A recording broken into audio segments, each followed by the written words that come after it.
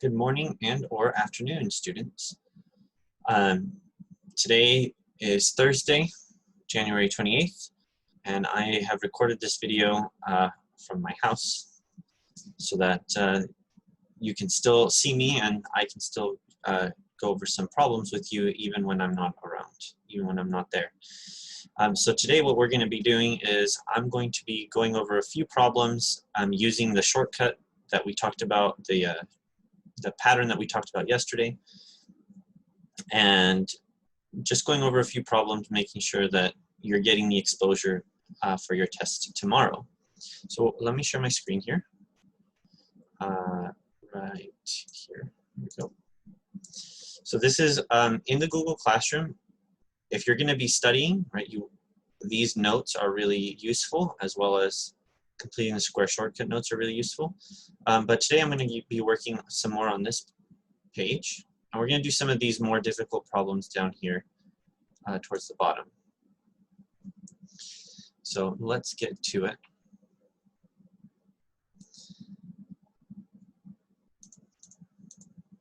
So we'll just work backwards from the very last problem all the way up.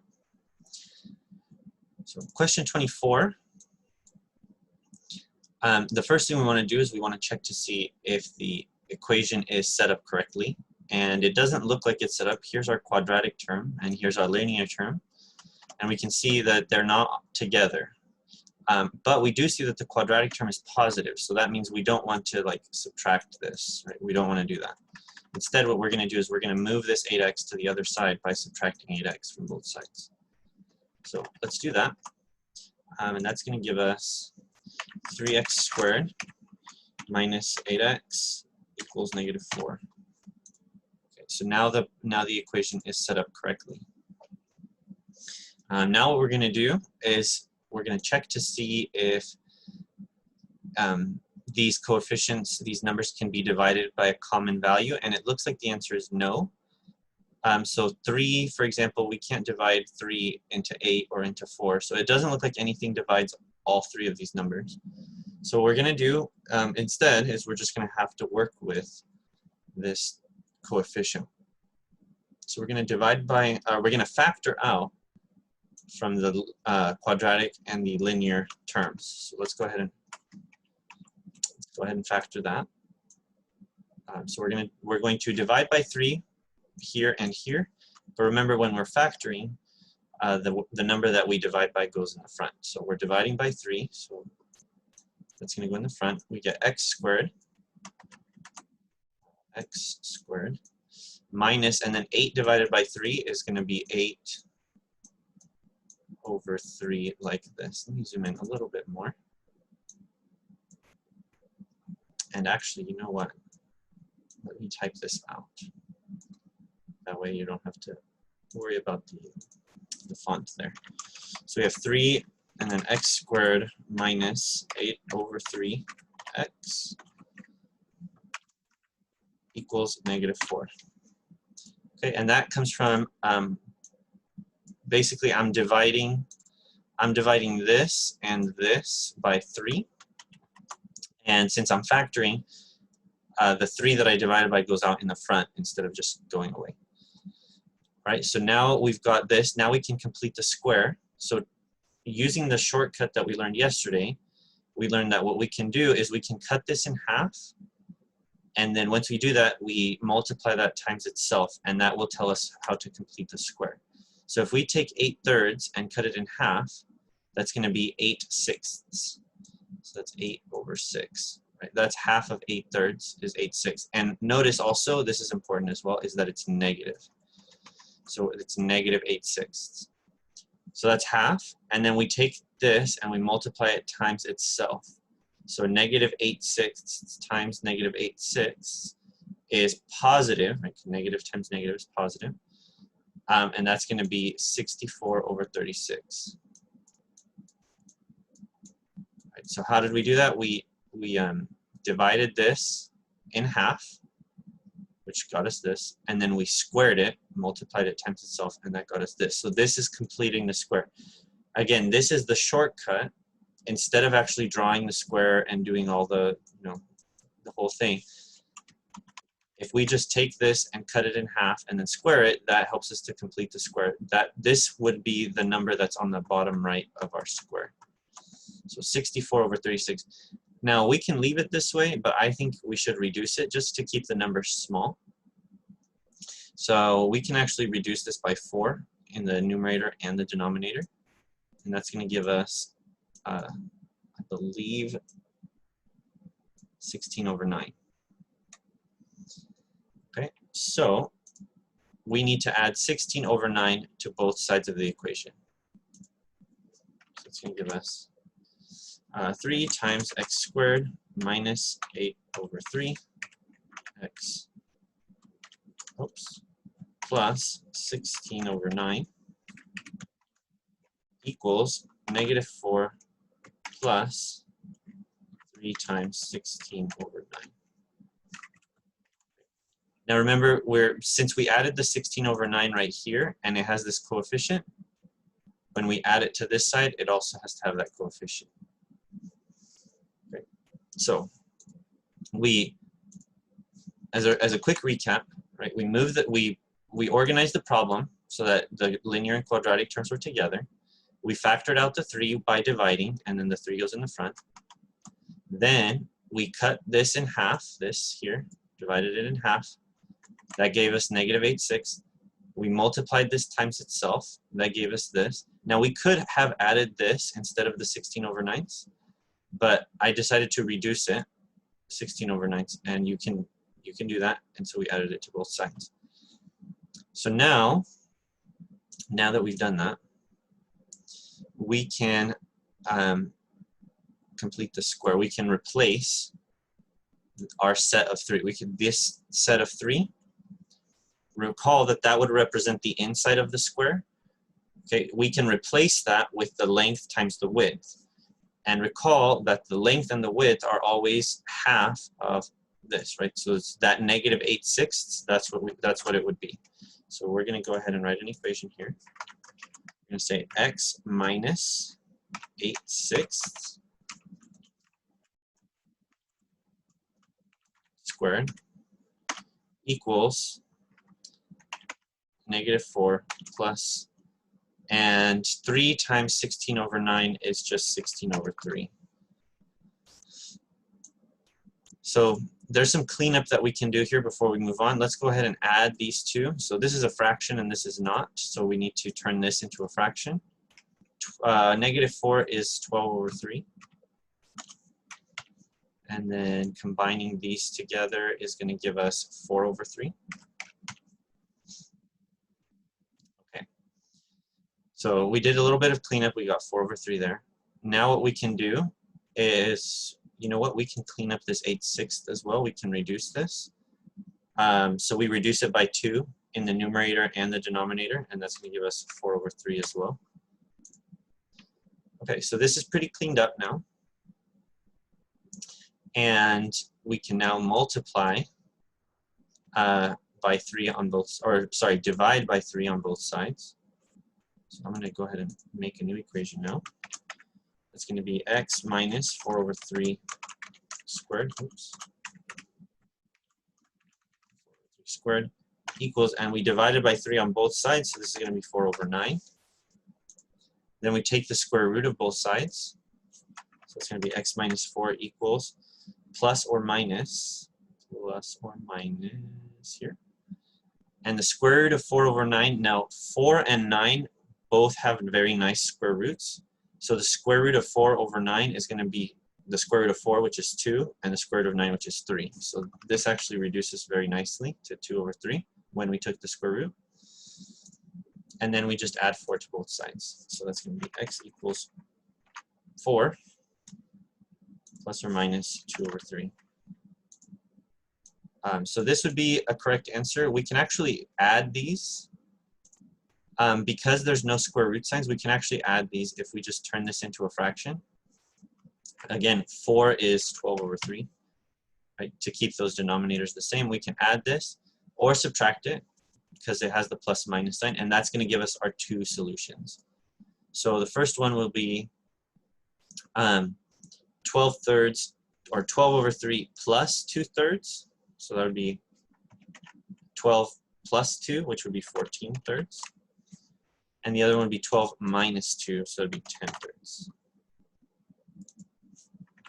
Okay. Now, since this video is on Google Classroom and it's on the YouTube channel, if you need any of that repeated, or if anything of that didn't make sense, you can always just rewind the video and say, wait a second, how did he get that? What's going on? And just rewatch that section of the video. Or you can pause it and kind of follow along, just to make sure that you're understanding each step. Okay, and that's question 24 done. I think we have time for one more question, so let's go ahead and do question 23. All right, so first of all, question 23, we notice that the problem is set up correctly. So we've got like the quadratic term and the linear term together. The quadratic term is positive. And also, now we want to check to see, can we reduce this at all? Can we divide by anything? Now, it looks like the answer is no right now. But one thing that we can do is, you see how this has a 9 and a 77? Let's go ahead and, since this 77 is going to get removed anyway, we're going to subtract it to the other side. Let's do that now. Right, so we're going to like subtract 77 on both sides like this. And what that's going to do is it's actually going to give us an even number on the other side of the equal sign, so we can divide. So 9 minus 77 is going to be negative 68.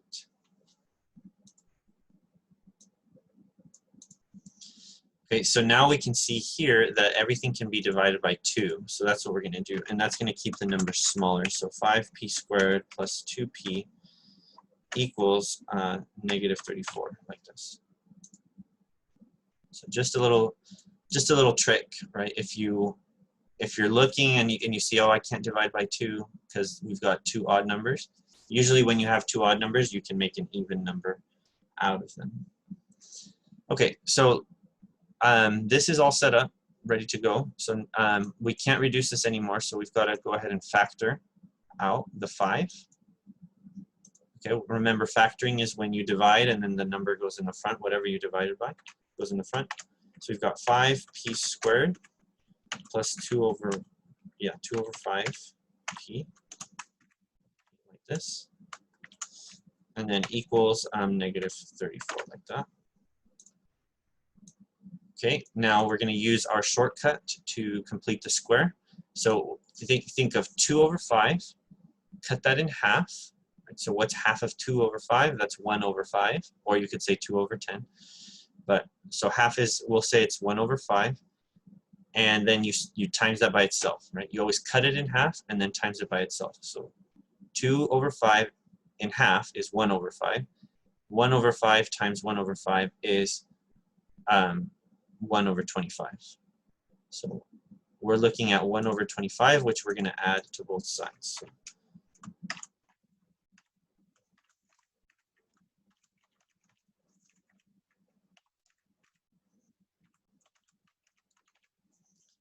that equals negative 34 plus 5 times 1 over 25.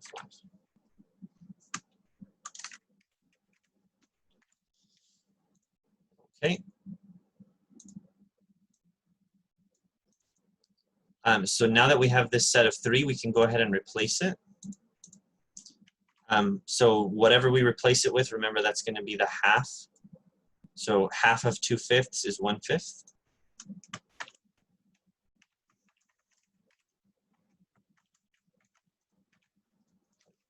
I messed it up. Hold on. This should not be squared.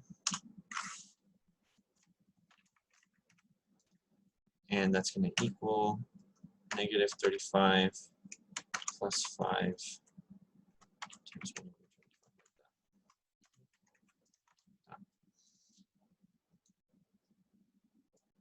Okay, so there's some cleanup that we can do here. Specifically, we can clean this up. So let's clean this up. 5 times 1 over 25, that's going to be, so that's just 1/5. And negative 35 plus 1/5. So if we turn this into a fraction, 35, what's 35 in 1/5 terms? Let's see here, 35 times 5. So it's 175. So this is going to be negative 175 over 5, like that. So combining these, this is going to be negative 174 over 5, like so. So now it's all cleaned up. So now what we do is we're going to divide by 5 on both sides. So it's going to give us p plus 1/5 squared equals negative 174. Now, since we did divide by 5, right, this is going to be over 25 now. So it was over 5 here, but then we divided by 5, so now it's over 25. Then we're going to take the square root of both sides. So that's going to be p plus 1 equals plus or minus the square root of negative 174. Oops. Arrow key, negative 174 over 25. And then we can subtract 1 from both sides. So that's going to give us p equals negative 1. Here. So this is the correct answer, but we can simplify this a little bit more. So the fact that it's negative means we're going to have an I, and then this is 25, which means we could, instead of having the square root over the whole fraction, we can separate it as the square root of 174 and the square root of 25 separately, because the square root of 25 is just 5. So write p equals negative 1 plus or minus I square root of 174, and that's going to be over 5 like this. Let me just do a quick check to see if 174 can be broken down. So 174 is 4 times 87. No. It's 4 times, no, that's wrong. It's 2 times 87. And 87 is 3 times 29. Okay, so these 3, 2, 3, 29. Okay, so yeah, so it can't be broken down anymore. 174 is what it is. So this is the fully correct answer. And there you go. So again, I hope that you have good luck on the test. Remember, the test is open notes tomorrow, and that you'll be able to access the different notes and stuff. I'm going to go ahead and post this on Google Classroom as well as the video. So they should show up together. And I hope that you have a great rest of your day wherever you are. And I will see you on Monday. And you won't see me till Monday because you'll have a test tomorrow. So